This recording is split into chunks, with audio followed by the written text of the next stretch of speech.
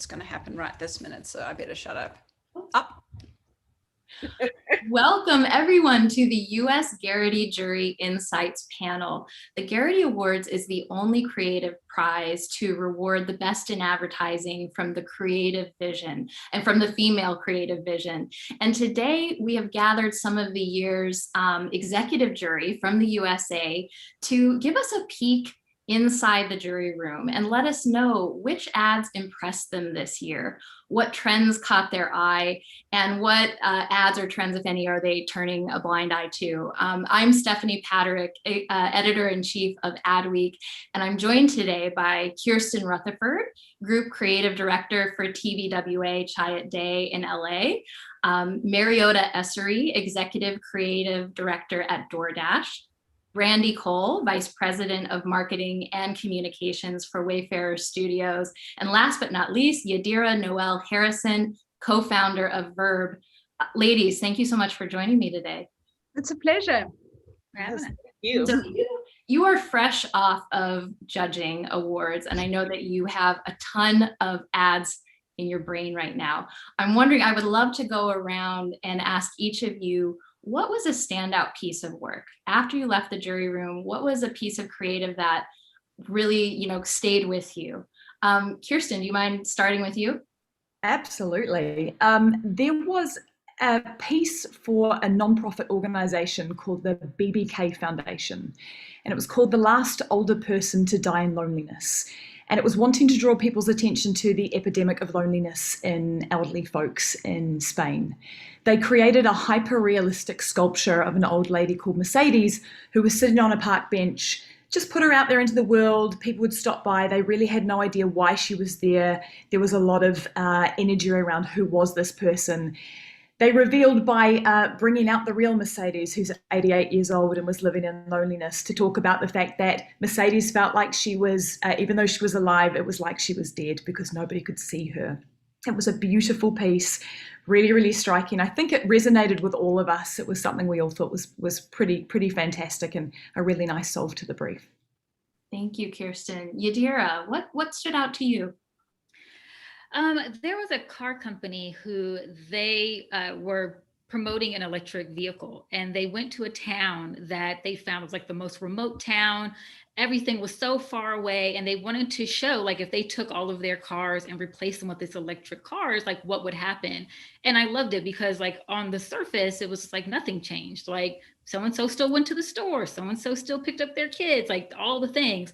But then when they talked about what changed was like how the emissions changed and the sustainability of everything. So I really loved that because I thought that was a really great way of they kind of did like a beta test for like 6 months to really show how you can use this experience as content. So I really loved that complete idea. And I thought they did a really great job with it. I love that one too. That was Renault's Electric Village. Yeah. Right? Yep. So Brandy, what's your pick? Okay, there's one. I mean, gaming came through like when it comes to the creativity this year. One of the ones that I loved was the League of Legends. Okay, so for me, like, I love gaming in general. I love technology gaming. I love food. So to have an idea that brings like both together was really exciting to see. So for this particular League of Legends, they took the fruit that I believe it was the honey fruit, if I remember correctly off the top of my head here, and they brought in a chef, like someone who does like molecular gastronomy and all this amazing stuff, and they created what they imagined the fruit would taste like, and they turned it into an event where fans could come and be a part of it. People, I think even if you're not a gaming person and you are aware of this, there's a lot of like crossover here of, if you like food, you're probably going to be into this just out of curiosity. But if you're into gaming, of course, you're going to be like a huge fan. And I think the one thing I did love about, and I know it's probably like small and quirky, but one of the things that they did put in their case study is, I love the fact that they highlighted the people that loved it, but they also highlighted the people that may not have loved the taste of it so much, but you got to actually experience what that fruit would be. So that was one for me that really stood out. That was so creative. And I'd love to discuss creativity in gaming with you all more, because that was an interesting trend. But first, Mariota, I'd love to hear what piece of work is sticking with you. I am right there in the same camp as Brandy. I personally thought that the League of Legends Honey Fruit work really stood out. Now, it might also be that I work for Doordash. I am obviously in the, Doordash offers so much more than just food, the food sector, but food is still a predominant thing that we do deliver. And the gaming culture is definitely people that we're consumers that we're after. So I felt incredibly jealous seeing that work. I thought, I wish I had thought of it. I think a lot of the work that stood out is probably how I felt. What I loved about it was that there was such an attention to detail, that product was created with the lens of that League of Legends game, that the chef truly thought about all these ingredients that would go in. From what I can remember correctly, I don't play the game, but this honey fruit gives you energy, right? That was right? And the ingredients that went in, and they really truly tried to think about it and have an experience of every taste was different. And they truly thought, well, let us make sure that all the ingredients are really there to enhance people. So it's like everything is good for you. So I thought that was brilliant. Mariota, I love also this sort of definition of success that you are circling around, which is work that you're jealous of, like work that you wish you made. I think that's such a great benchmark for something that was successful. So we're talking, while we're talking about gaming, I'll just say that I think that there are some sectors that in my mind get into a creative rut, like where you will have years where you feel like if you've seen one, gaming ad, you've seen them all. But there was a lot of exciting creative breakthroughs in gaming this year. And I wonder if that fact alone surprised anyone. I wasn't necessarily surprised. I'm excited. When we look at someone like Fernando Machado and the moves that he's just made, you're like, you're a very smart man. You can pick these trends. And we know that there's a lot of, we've had COVID, everyone's at home, everyone's really enjoying the ability to play these games. The budgets are coming in that go with it as well. I think with those amazing budgets comes creativity to stand out within the category. So I wasn't necessarily surprised. I was excited by what we saw. I can add to that just quickly that what I thought was really interesting, two pieces of work that really stood out for us was the honey fruit, as well as the birth of gaming tourism. Both of those played a role in the physical space. Both of those were physical, tangible products that were created for a virtual space.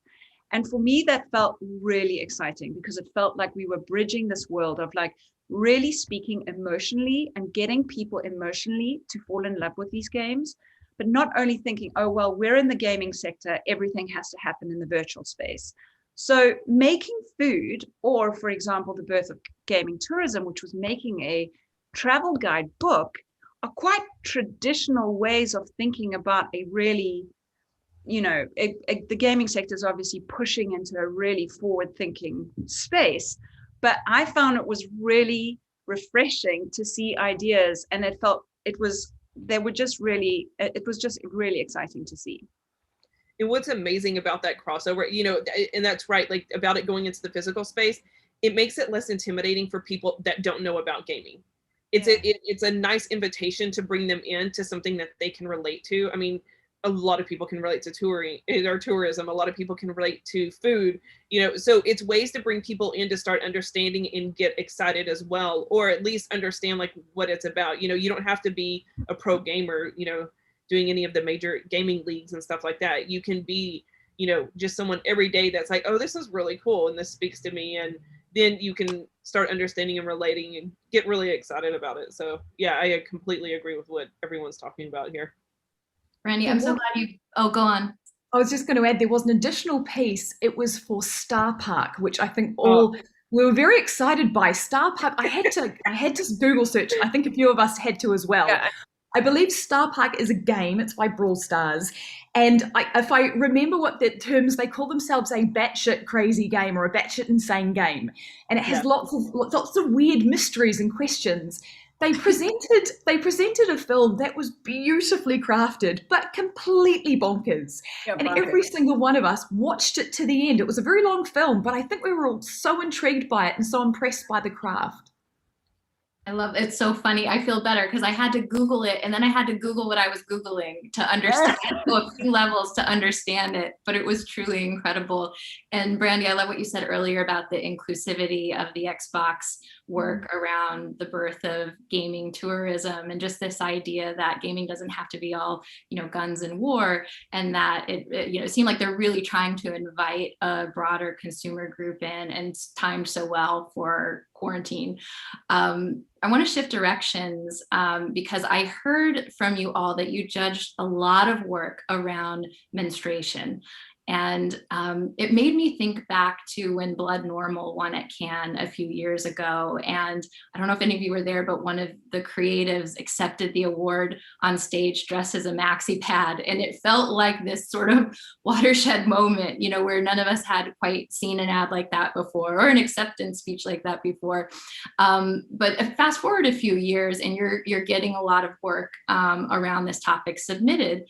How did advertisers approach the topic this year, and to what extent were they successful? I'm happy to take this one. I have to say that I did not actually think any of the case studies for this particular sector were good enough.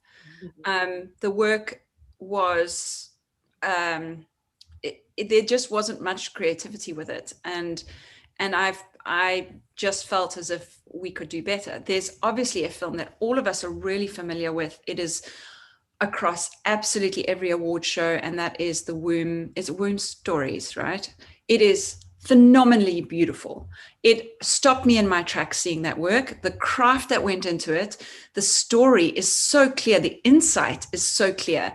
And the creative work that was submitted this year in Gerety, unfortunately, just missed the bar. Anyone else have thoughts on that? And maybe to refine that question, what would you like to see in that type of work going forward? What would elevate it? I think that a sophistication to the conversation. I think sometimes it's just like low-hanging fruit that some of these creatives are going after, or just assuming that we're, all women are the same. And, there was a lot of opportunity there that I do think that some sophistication, some education also might be needed as well. Yeah. I agree. Oh, go on. Oh, no. Oh, sorry. No, go ahead. I was going to say the education part of it, I think, is really big, because when you hear education, it doesn't have to be boring or flat. I think the education falls into reality and, of what, as far as like what a lot of women experience, because like, for example, there's a TikToker I follow and he is amazing. And he talks about all of the things that women go through in their bodies. And it's done in such a way, like I literally go to his TikTok every day or when he posts, just to see like all the different things that he talks about. And he'll do things like pulling out maxi pads and looking at them. He looks at all the different things that he is not familiar with, but he does it in a way that is very humanizing. It's not something that is solely with women. It's like, he'll call up his mom on the TikTok and have her help explain some of these things. And I feel like even though, again, there's a level of education and sophistication there, but it's not stodgy or boring. Like, it's very normal, very human.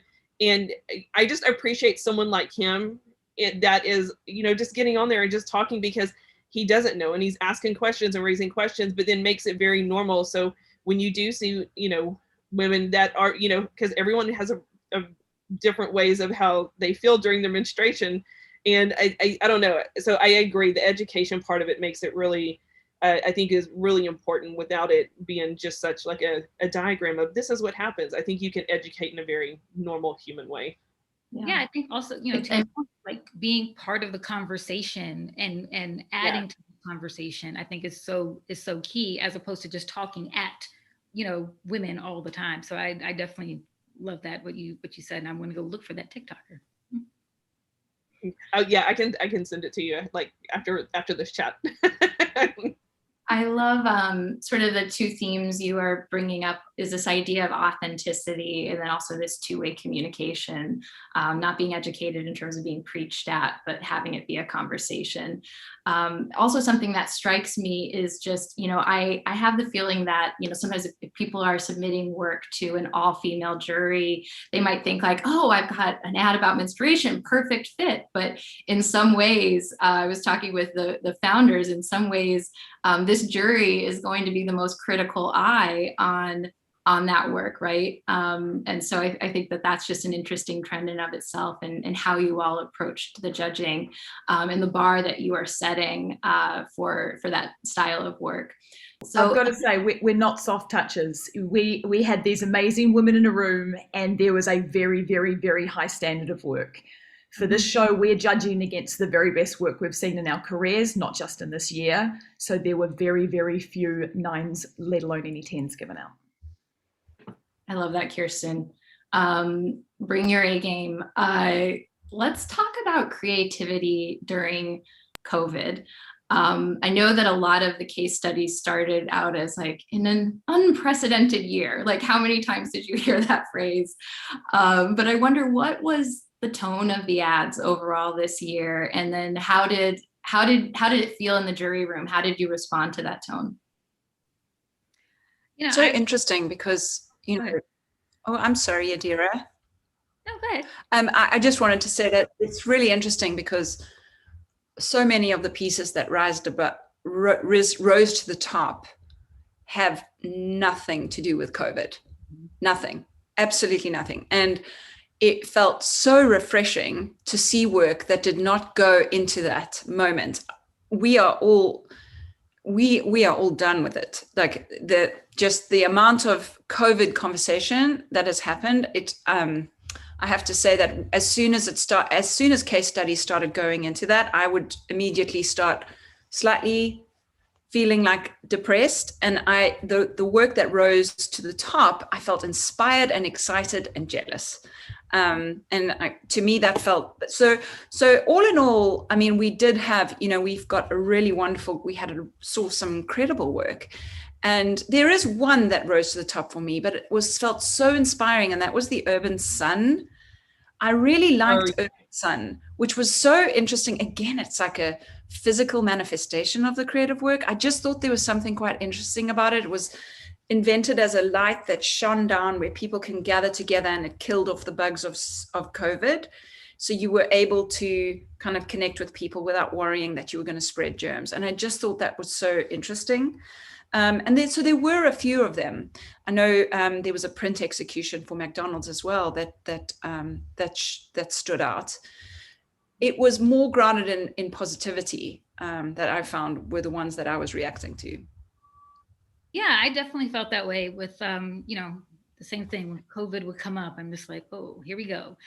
But the one that actually struck me was Coca-Cola's Open Like Never Before. I thought that was like such a post-COVID inspiration. Like even seeing it now, as we're all going back out into the world, it was such a great reminder of all like that we learned from solitude and slowing down and all these different lessons. And I really actually enjoyed that one quite a lot. And I actually had to rewind it and go back because I was like, it said COVID. So I was like, did I listen to the beginning of it? And I went back and I was like, no, this is something that struck me very deeply. So that was the only one for me that was COVID related that I was like, yes, I feel like they nailed that spot on.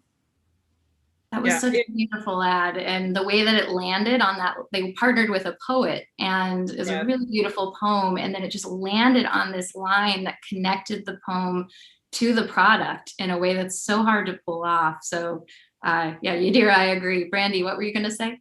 No, I was going to say, I'm agreeing with what everyone's saying, because like the feel good, like it was that feel good and inspiration that where like once, like all of those that, all the ones we've talked about had that. Another one that had it that I thought was like very beautiful, but like it made me smile watching it was Burberry. Burberry had Festive, and that one, there was something about watching it, like you immediately just got lost into it, and it was just really nice and really fun, and I enjoyed watching it. I was like, okay, I want to, and that was one, again, I know there's a few that we go back and we watch over and over again, and that was another one I went back and watched because the first time it just made me happy. The second time, as art director by nature, I then zoomed in on some of the details because I was like, wait, I want to look at how they did, some of the stuff that was happening here and stuff. But it made me happy. I was like, I like this one. It is festive. Great job, Burberry. And that's the one for which they brought back Singing in the Rain, right? It was a real like modern day Gene Kelly homage of dancing through the raindrops, which also felt right for this moment too. This idea of, it's not all easy, but like, let's dance through it. It was just a lovely play on 2020. We don't have raindrops in 2020. We have ice blocks dropping down from the sky. And it's lovely. We all know how crap that year was. What a beautifully crafted story about it that didn't make any of us feel down. Yeah. Actually, I have a feeling. I think when going into that Burberry piece, because I agree, it's just so festive and uplifting and encouraging and really beautifully crafted. But I think it has set it's inspired a lot of different brands to come at creativity this year, where it is a lot more uplifting. There's a lot of song, there's a lot of dance that I'm starting to see, just amongst all the other brands that are pushing out creative work. So I think that's definitely been an inspiration for a lot of people. Yeah. I wonder what you all noticed this year in terms of tech and digital innovation. Was that present in the work? Oh yeah. I loved a lot of it, being from a experiential agency, especially thinking about digital experiences and virtual. There was so much personalization. There was so much gamification of things that people were blending this wonderful use of like tech and what was going on with COVID. Santa's number I thought was really great of using tech and using AI to like ensure that like Santa still connected with kids. There was a concert, like Puma had a concert with a Latin rap artist, and there was just a lot of really great ways that tech and gaming and entertainment start to just kind of come together as one. And you saw that even with there was a museum that they put their museum online, and people showed up and they said that they got more hits there than people were actually going in IRL. So I think there was a lot of great tech integration into a majority of the experiences that we saw. One build for me on that one though, absolutely agree with you, Yadira, but when it came to the programmatic work, it felt like we were sometimes just seeing the tech at its basest form. It didn't feel like we were seeing builds on really creative ways to express programmatic work. There was one for me I thought was quite interesting, was safe ways to shop. And that was, yes, it was a COVID idea, but it was, I believe it was Carrefour, correct me if I'm wrong, ladies, it was a French supermarket brand. And you would use ways to find out where your local supermarket would be with the least amount of people during COVID time, so it was safer to shop. I thought that was just such a lovely, lovely build of bringing in new technology and using it in a different way. Whereas a lot of the other programmatic work, we thought, well, yeah, okay, sure, that's what the tech does. What can you add on top of that? Yeah, I think that was MasterCard, and it was really useful. I loved the usefulness of it, right? Because it could direct you to a grocery store that didn't have a lot of foot traffic at the moment, so that your exposure to COVID would be less. Knowing that the supermarkets, I think, posed like the greatest risk for contracting it last year. So yeah, that was an interesting one. And one for me, just talking technical. I really loved the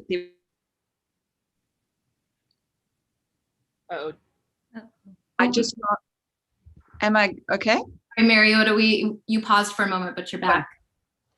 I was saying that I actually really loved the Cigna campaign, where you were able to find out how stressed you were and it showed up in a visual representation of it, whether it was like these beautiful digital portraits of how you were, and from what I remember, they made sure that they tested your blood pressure and your heart rate and your what's happening in your mind, and it showed up in these physical manifestations, these digital portraits, and I thought that was quite beautiful. I have to say, that was really interesting for me. I'd love to spend a moment on the mediums that sometimes get overlooked. And I'm curious to know your thoughts on the state of print and radio advertising based on the work you saw this year. It left a lot to be desired. Yeah. I mean, shout out to McDonald's with regards to, I think, Mariota, you were mentioning that one, the McDelivery, the lights on print work was just lovely. But we were lacking in those categories. It was so interesting. I think it was something we discussed at length, is that some of the radio ads that were entered were case studies to explain what the radio ad was. And then I was like, okay, I get it. But actually, if I'm a consumer listening to this radio spot, would I really get an understanding of what's going on? And Mariota, you paused. I'm so sorry. It's probably silly. It's okay, but I get the gist of what you're saying. Yes. And it's this idea that if you need a really elaborate case study to explain the audio work, maybe that audio work can't stand on its own. I think that's such a great point. Yeah. I wonder if there were any ads that were polarizing for the jury. Like, were there any debates in the room? I would say it was that Screens one, right? The baby crib. The screen crib, yeah. The screen crib one was very fascinating. I think just what it was based off of, I think I was more taken by what it was, like it was actual feedback that a company has received about putting screens into a crib to, distract their kids and their babies, to keep them occupied. But there's proof that, with kids, like when they're, looking at from a very young age, it's actually very damaging to them to constantly be on a screen. And so that one was very polarizing, like in a sense, but like to me, I was a little taken the fact that they built that around real feedback that they've received about putting screens into cribs. And just to kind of step back a little bit, the execution on this was they took this feedback and they created an actual product and put it out into the world. They didn't tell anyone it wasn't real.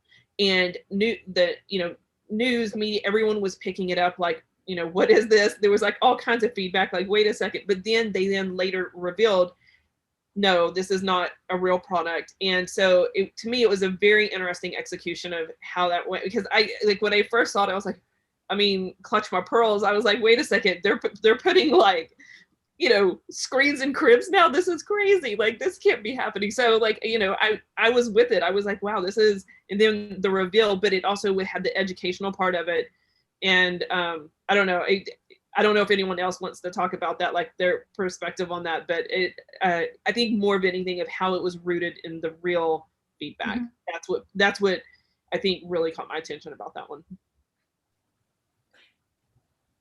And we are almost out of time, but before we wrap, I want to ask you all one last question. Something on my mind is I'm hearing some threads between the work that you really loved and maybe some that wasn't your favorite. Booting off of that, what advice do you have for people who are submitting the awards next year? And Mariota, I'll start with you and then go around. I think for me, by judging this award, which was really interesting, is that a lot of agencies are entering awards and case studies that they need to really think through whether or not this work is actually going to move the needle. Taking a hard look at all the work that we produce in whichever agency we're working at, really thinking through, is this grounded in a proper insight? Is there craft that is involved? Does it react to culture? Is there a reason why it's breaking rules, or it's like turning up in a place that's going to make people sit up? And if you are able to answer those questions and think absolutely, then yes, by all means, put your work into award shows. I think one thing I did find is that there is so much work that's entered, and I'm like, gosh, agencies have a lot of money to spend. And actually, they need to think through whether or not this is going to actually move the needle or not. And Brandy, we'll go to you. Mine's going to be very similar to Mariota's. That was one of the things that when I was looking at this year, and then advice that I would give for people going into next year is what is that impact? What is the relevance, the impact? Like, why do people care, to see, like whatever they're creating. And again, like seeing some of the stuff that we've been responding to, some of the most creative stuff does have everything like that Mariota just said. And I know what Kirsten and Yadira are probably going to be saying as well, is, making sure that insight, that strong human truth, like what is the impact of that going to be? What is that overarching goal? Like how do you get people excited about things and involved in things and engaged? So I think that would be my advice. And along with that, put work, like great work forward, and not work that's just focused for an all-female panel. I think it's more making sure like it's work, just amazing work, so that would be my advice. Lots of nods there. Yadira, I'll go to you next. Yeah, I think for me, the major theme that I walked away with and I would give that advice is about evoking, some genuine, authentic emotion. And that doesn't mean it has to be sad. That means it can be funny. That means it can be relatable. All these other emotions that are there. And especially if you're looking at an all, woman jury, that doesn't mean it has to be rooted in this kind of like longing. And sometimes I just felt like it was very clear of like, this is what they believe that a woman sounds like. And we're funny and we're charismatic and we're exciting and we're all these other things. And so just making sure that you're bringing that energy with all of your work to everything that you would submit. Yeah, the full range of emotion. And I something that stands out to me that you all touched on earlier was that the COVID work you really most liked was that was sort of a little more positive or upbeat.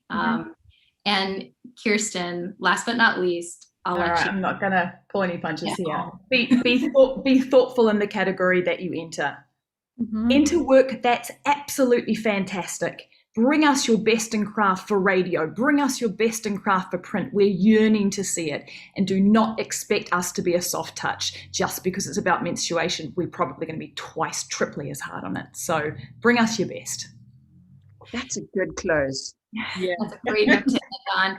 Thank you, all four of you, for joining me today. This was such a fun conversation. I think so insightful, especially as we head into award season. I think a lot of what you all have touched on, we're going to see play out in the weeks ahead. And I'm excited for people to start prepping their work for next year. Thank you. And thank you to everyone who tuned in today. Thank you for taking some time to join us. It's been a